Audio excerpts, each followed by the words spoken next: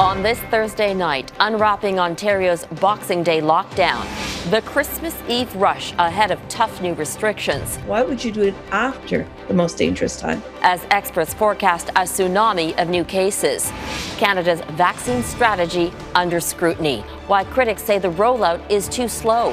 85 million U.S. travelers defying the warnings. We're only going to get through this okay if we abandon selfishness. The dread over Christmas being America's new superspreader, and church services altered. We're all pivoting. Keeping the faith during the pandemic.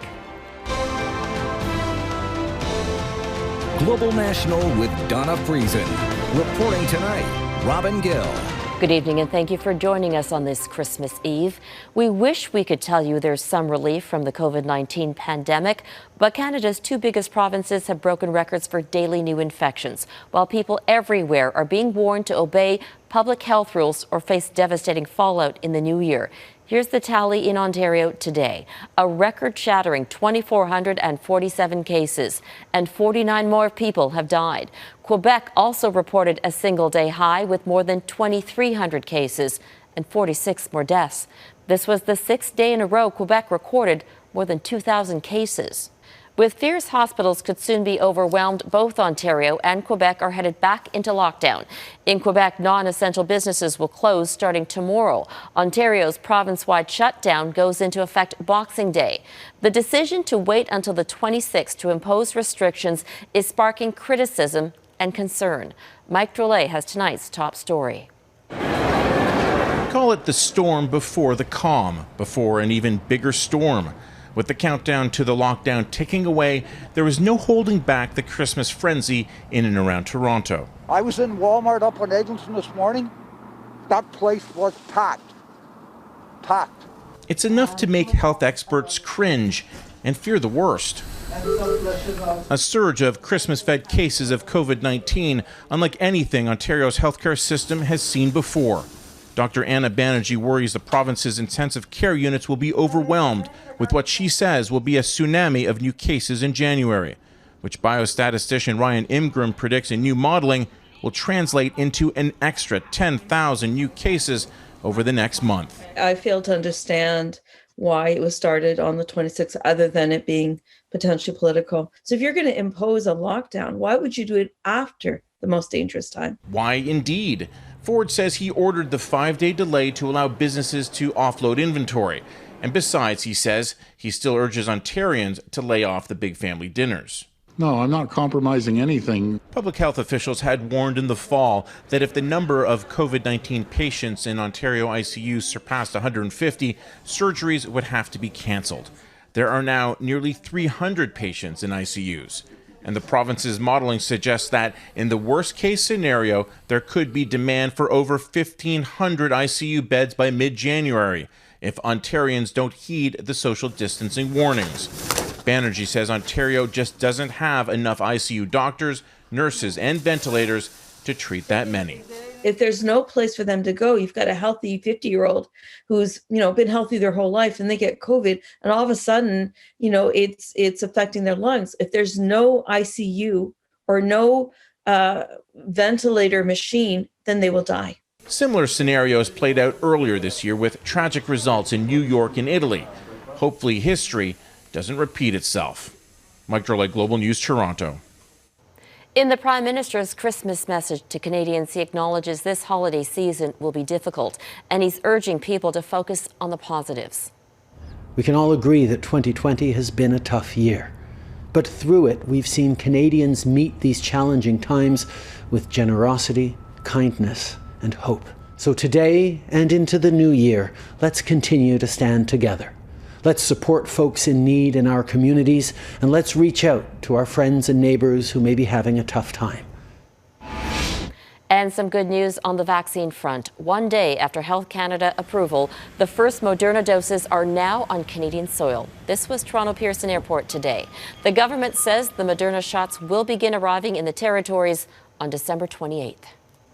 There are questions tonight about how Canada's vaccines are being rolled out. Some provinces are reserving half the doses they receive so the first recipients get their second shot in time. But new data suggests Canada could be better off if all doses were rolled out to as many people as possible. Abigail Bimman explains. South Africa has seen 14,000 new coronavirus cases in the past 24 hours and 400 deaths. The health department believes a new variant is behind the surge, different from the UK's new strain. We no longer any sickness that we know it's COVID all the time. Nigeria is now reporting a new strain of its own. In Canada, vaccines are coming. Health Canada approved its second this week. Both require 2 doses. So what's the best way to roll them out? 2 new studies were presented to Ontario's Science Advisory Table this week. Both presentations came to the conclusion that the front-loading the doses and not reserving some of the installments as second doses would be the more efficient strategy. One study showed withholding fewer doses could prevent between 25 and 40% of symptomatic COVID-19 infections, compared to reserving half the doses. BC is among the provinces which has said it won't reserve. I have a real challenge leaving vaccine in a fridge when there are so many people at risk right now. But Ontario and others have said they will reserve the second doses over supply chain concerns. Ontario's Ministry of Health tells Global News while some people may have good immunity after only 1 dose, it's not guaranteed and a second dose is necessary. We have enough doses in hand at this point that we could partially protect most of the people in long-term care in Ontario. Dr. David Fisman says vaccines should not sit on shelves, but he wants to be clear a second dose is still needed. When you look at the trial data, what you see is there's a lot of protection in people already after just the 1 dose, and that may wear off, in a few weeks' time, and that's why we want them to get the second dose. But at a time when a lot of folks are getting sick and dying from this disease, the idea is to get it into as many different people as we can. The National Advisory Committee on Immunization also tackled the question of reserving doses in new recommendations released Wednesday. It looked at all kinds of related ethical questions and determined each province should make its own decision based on its own analysis and context, including considering any unintended consequences that could happen if a second dose is delayed. Robin? Abigail Bimman in Ottawa. Thanks, Abigail.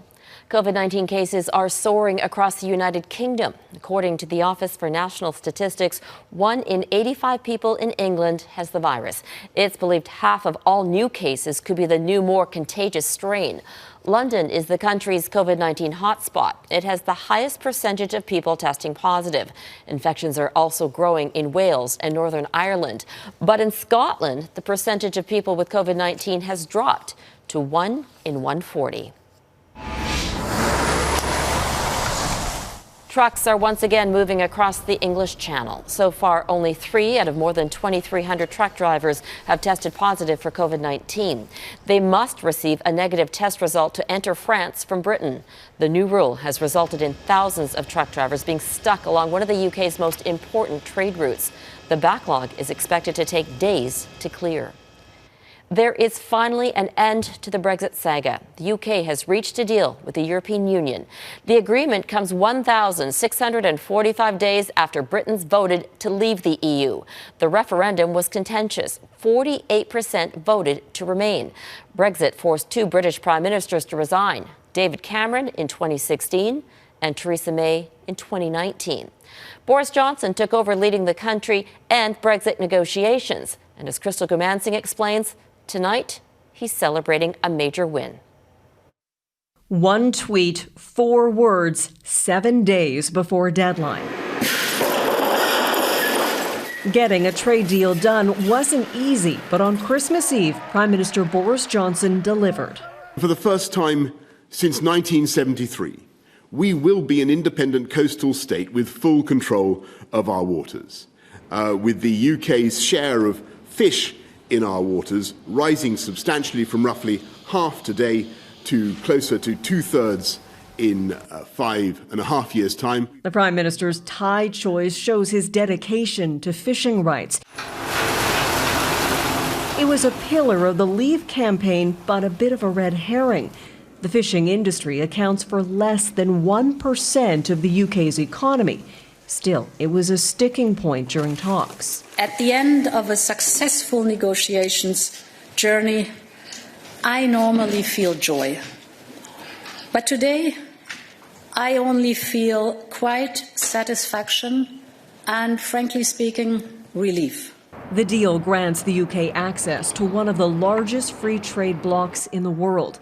In return, Britain agreed to what's known as the level playing field, adherence to environmental and worker standards laid out by the European Union. Although we have left the EU, this country will remain culturally, emotionally, historically, strategically, geologically attached to Europe. The opposition Labour leader says the deal offers no protection for financial services, manufacturing, or creative industries. It is not the deal that the government promised. Far from it. The deal still needs to be approved by EU nations and the UK government. Johnson expects a vote will take place here on December 30th. After that, the pressure is on the Prime Minister and his Conservatives to unveil a vision for Britain now that it has a deal to continue working with EU member states and the freedom to branch out and build other bridges. Robin? Crystal Goomansingh in London. Thanks, Crystal. In Italy, a nationwide lockdown is in effect for much of the Christmas and New Year holiday as the government looks to prevent a fresh surge in COVID-19 cases. In Rome, police set up roadblocks to filter the few cars driving along the empty streets. Residents are banned from traveling from region to region. Italy's total confirmed COVID cases have now surpassed the 2 million mark. It will begin its vaccination program on Sunday. Flying in the face of countless warnings. Coming up, the flurry of activity at America's airports.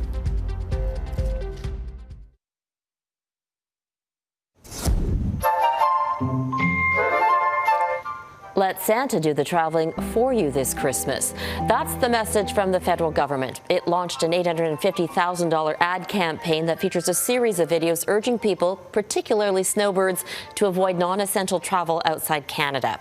The ads will run until March, which is the peak of the spring break travel season. Tens of millions of Americans are traveling across the U.S. despite restrictions in over 20 states. There are fears the holiday rush will result in a surge of COVID infections. More than 326,000 Americans have been killed by this virus, and the projections put the death toll at over 500,000 by April. So there's a push to get the vaccine out to as many as possible. Here's Jennifer Johnson. Ignoring repeated warnings from the U.S. Centers for Disease Control and Prevention, an estimated 85 million Americans are on the move this Christmas time. One traveler was shocked at what she saw at Chicago's O'Hare Airport. If you could see my mouth, I was gasping because it's big. There's a lot of people here. Experts fear this holiday may be a real-time super spreader event. Shopping malls have been packed, even in Los Angeles County, while there are no ICU beds in all of Southern California. Certain stores that we wanted to go to were like 2-hour-long lines. Doctors are horrified at scenes of packed crowds as new cases of COVID-19 in California push past the 2 million mark, the first state to record such staggering numbers. I expect to see some of those folks in our hospital, and it's only going to add to the numbers that we are already seeing. Over 100,000 Americans are spending this Christmas Eve in the hospital battling COVID-19. We're only going to get through this okay if we abandon selfishness. Operation Warp Speed is working to get as many people vaccinated as quickly as possible. Over 1 million first doses have already been administered. Officials say they're ahead of the curve. We are on track to allocate another 4.5 to 5 million next week, which will bring us to 20 million doses of vaccine allocated to America before the end of the year. Many on the front lines are going on the offensive. In Pittsburgh, former Steelers football player Mike Logan, who had COVID-19 in June, is joining healthcare workers going door to door, encouraging residents to get vaccinated. The Moderna vaccine was created by an African-American woman. Did not know that. Yeah, I know. That's on the download. The federal government just purchased another 100 million doses of the Pfizer-BioNTech vaccine as hospitals brace for the post-holiday weeks ahead. Jennifer Johnson, Global News, Washington. America's top doctor turns 80 today. Happy birthday to you. Happy birthday, Dr. Fauci. And the Biden serenaded Dr. Anthony Fauci online. Washington's mayor also proclaimed Christmas Eve to be Dr. Fauci Day, recognizing his tireless work to save lives and guide America's response in the pandemic. Fauci is celebrating by doing what he has advised millions of Americans to do this holiday season. he's staying home.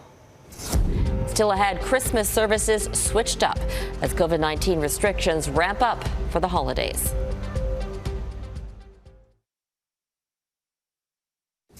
Jingle bells, jingle all the way. They look more like a construction crew, but that's actually the choir of the Notre Dame Cathedral holding a special Christmas Eve concert for the first time since that devastating fire in April 2019. The singers performed beneath the cathedral's stained glass windows, standing apart so they could take off their masks and sing. Churches around the world are changing how they host Christmas services, and there is one consistent theme. Despite the pandemic bringing on our darkest hour, there are messages of hope. Travis Dunrodge reports. The pews at this Toronto church have been empty for weeks now, and Christmas Eve will be no different. This isn't the kind of stuff they train you for in seminary, but we're all pivoting and we're all learning. Still, Reverend Jeff Rock of the Metropolitan Community Church of Toronto says the celebrations will continue. The church usually hosts a huge evening mass at Roy Thompson Hall. They will again this year, but this time it will be virtual. The message, after a year of loss and struggle, is one of optimism and hope. In this tough year of 2020, that Christmas story resonates all the more about hope in the toughest of times and finding peace in the midst of conflict. The spirit of goodwill is also being spread here at the Good Shepherd Ministry. It's a shame that we're not able to come in and sit down, but we're still handing out the turkey meals on Christmas Day and then the roast beef on Boxing Day. The usually bustling kitchen is still busy. The meals for the homeless this year packaged for takeout. We've been providing 700-800 meals every day, sometimes up to 1,000. So the need continues to increase, the need continues to grow. The ministry thankful for help big and small. Nikhil Beheto and his friends collected a few $100s and decided to donate 50 meals. A lot of people are facing hardships, and I think just giving back to the community and giving from the heart is a good thing to do. In the midst of the pandemic, streets in Bethlehem are near empty, as are churches. Carols at church services in India sung wearing masks. At the Vatican, the usual sea of faithful in St. Peter's Square was replaced with a much smaller mass inside, presided over by the Pope. Toronto's Archbishop, Cardinal Thomas Collins, says while some parishes not in lockdown will be able to have services with 30% capacity limits and COVID-19 protocols in place, 100 in lockdown zones will live stream Christmas Eve Mass. But I will, in a very particular way, be offering this Mass for all of those who are suffering in the midst of this pandemic, physically through sickness, their families, for those who have died, for those who have lost their jobs, for others who are facing great affliction during this time. The carol Silent Night will have new meaning this year as celebrations at churches like this one and around the world adapt to the new reality of 2020 and COVID-19. And so on this Christmas Eve, that old carol Silent Night will have new meaning as churches like this one and those around the world adjust to the new reality of 2020 and COVID-19. Robin? Travis Dunrodge in Toronto. Thanks, Travis. Up next, 3 generations of royals and their special gifts on the night before Christmas. The stockings for hire. It's an American Christmas for the Duke and Duchess of Sussex. Their digital portrait featuring Harry, Meghan, and son Archie is based on a photo taken by the Duchess's mother. The card was released in partnership with Mayhew, an animal welfare charity that Meghan is a patron of. 'Twas the night before Christmas when all through the house not a creature was still. Charles and his wife Camilla kicked off a recital of 'Twas the Night Before Christmas. A plethora of celebrity guests joined the future king to promote the Actors Benevolent Fund, which helps those in the theatric world during times of financial hardship, especially now with the pandemic. The Prince of Wales has been a patron of the organization for 20 years. And finally tonight, Canadian artist Stuart Reynolds, better known as Brittle Star, has his own version of that poem, which is formerly known as The Visit from St. Nicholas. And Brittle Star has just one big Christmas wish. 'Twas the night before Christmas, one last message to send. Dear Santa, here's what I want. It's to make this stupid year end. The frontline workers all snug in their bed. Shh, shut the hell up. They all need their rest.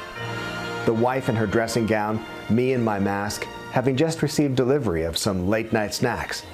When all of a sudden on my phone there arose such a clatter. I checked my doorbell app to see what's the matter. What to my egg-nogged eyes did appear? One jolly elf and 8 tiny reindeer. Santa Claus, is it you? I yelled, opening the door. It is I, he replied. I've brought what you wanted, and more. He continued. The year 2020, it will soon be done. And though it's been pretty crappy, there has been some fun. I mean, grandparents on Zoom, that's pretty funny. And have you ever eaten so much takeout? Let's ask your bulging tummy. But I digress. I told you I brought more gifts than this. I want you to think of all the things that you've missed. The concerts, the cafes, a kiss on the cheek, the hugs, the handshakes, no masks when we speak. It's all coming back. That's my gift to you. It's all coming back, and it's coming back soon-ish. And here's the only thing that I ask of you. It's to be kind, be considerate in the things that you do. It might take some time, you might need to wait, but trust me when I say, it's going to be great. So for this Christmas, the one thing you asked was for old Saint Nick to kick 2020 right in the ass soon as he finished. He began prepping his ride. He jumped in his sleigh, and I headed inside. I stopped before he took to the skies. I asked him, "Hey Santa, do you have any extra PS5s?" He did not. And that is Global National for this Christmas Eve. I'm Robin Gill. Tonight, your Canada is the festive light display in Ottawa. Thank you for watching, and I'll see you back here tomorrow. Merry Christmas, and to all, a good night.